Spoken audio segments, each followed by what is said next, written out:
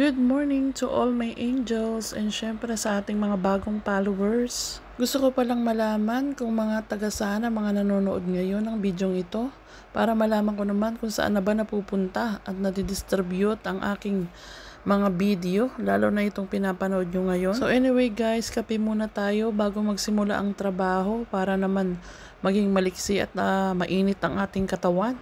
For today's video pala, may angel, ito palang naisip kong lutuin kasi ang amo ko, pagdating ko, tinanong ko na naman siya kung ano bang lulutuin ko.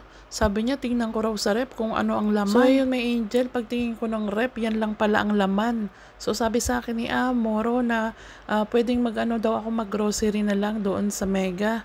So para ako na raw ang bahala kung ano ang lulutuin ko. So may angel, parang medyo ako nahirapan kasi parang lahat na yata ng alam ko naluto ko na sa kanila.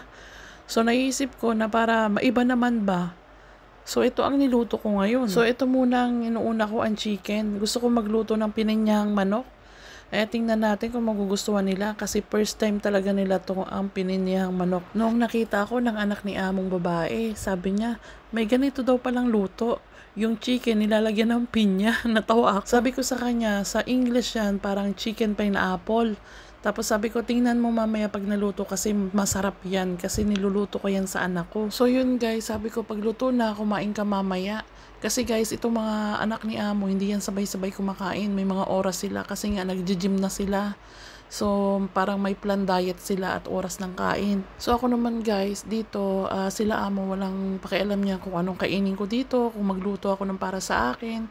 Pero ang ginagawa ko po kasi, bumibili po ako ng pagkain ko doon sa grocery, doon sa pinag-groceryan ko ng mga pagkain nila amo. So, mabibili ako doon ng tubig, kahit may tubig dyan, basta yung lagayan lang. And also, bumibili ako ng biskwit, kahit may biskwit dyan, nahiya din kasi ako may angel na basta kumuha dyan.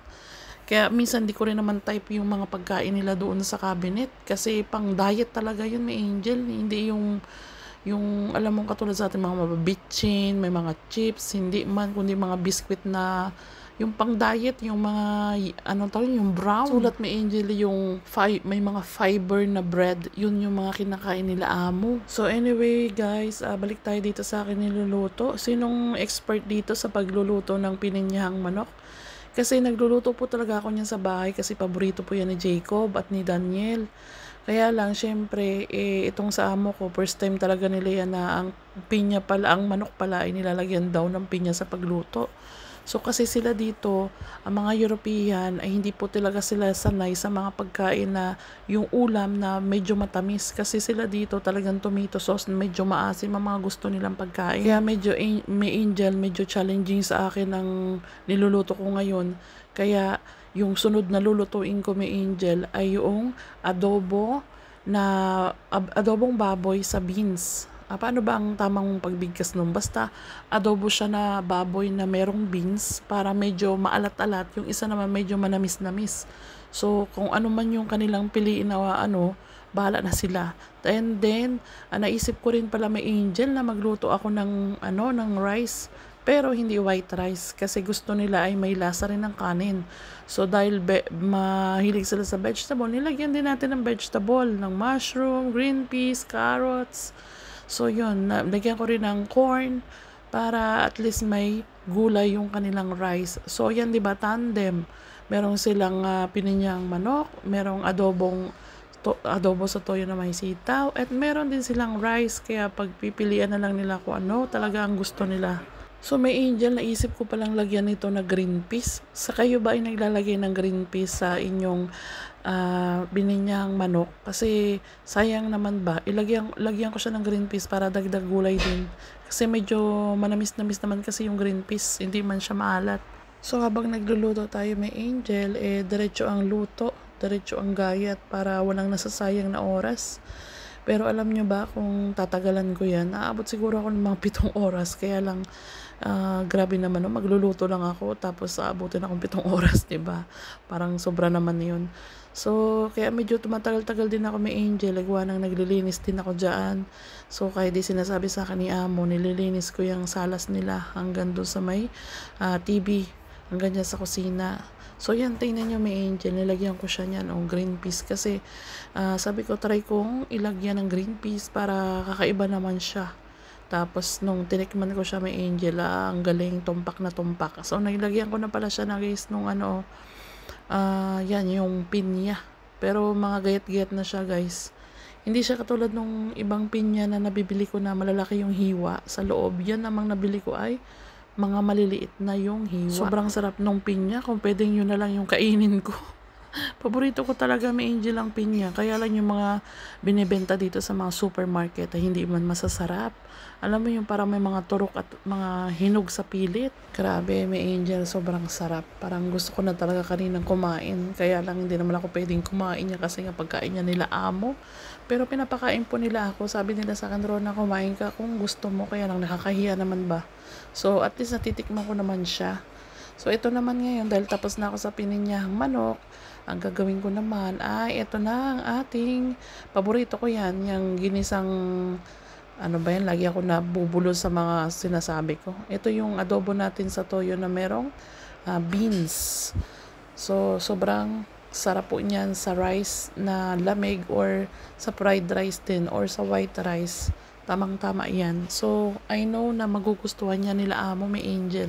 So, tomorrow pala may angel ay last day ko na sa kanila kasi nga paalis na sila. And also may angel nakita ko na rin sa wakas yung bunso ni among anak.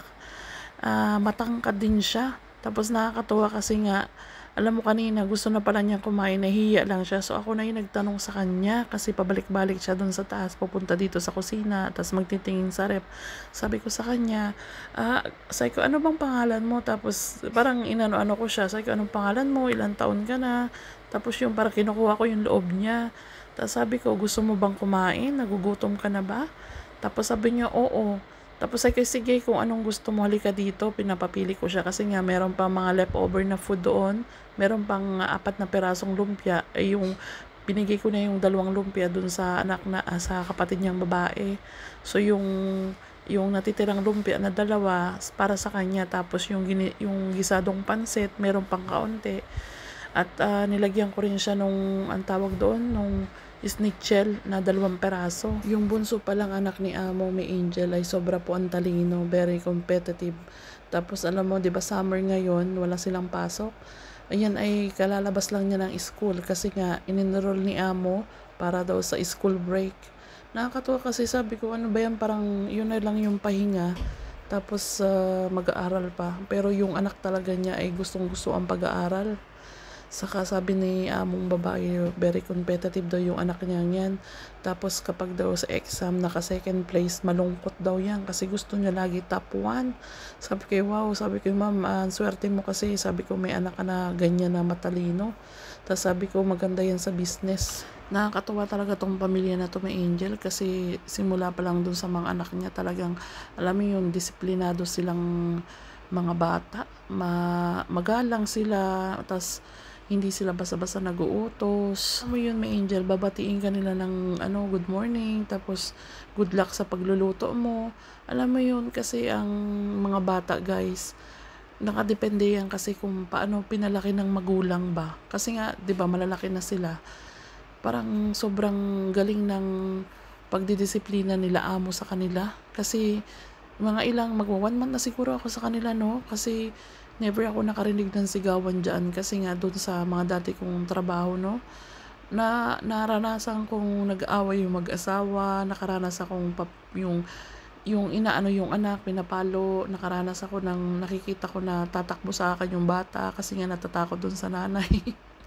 Marami ako na experience, lalo na nung may client ako nag-away yung mag-asawa, natakot ako, hindi ko alam kung bababa na ba ako sa pinapaglinisan ko at dun sa trabaho ko, uuwi na ba ako, kasi ako yung nahihiya ba na dapat hindi ko makita yung mga ganong sitwasyon. So marami ako na experience with angel. Sa nagtatanong pala kung may kontrata daw ako dito kay Laamo, wala po akong kontrata pa sa kanila, pero yung pag-uusapan po namin niya, dati kasi ang sabi sa akin ni Amo 4,500 daw yung ipapasahod niya sa akin.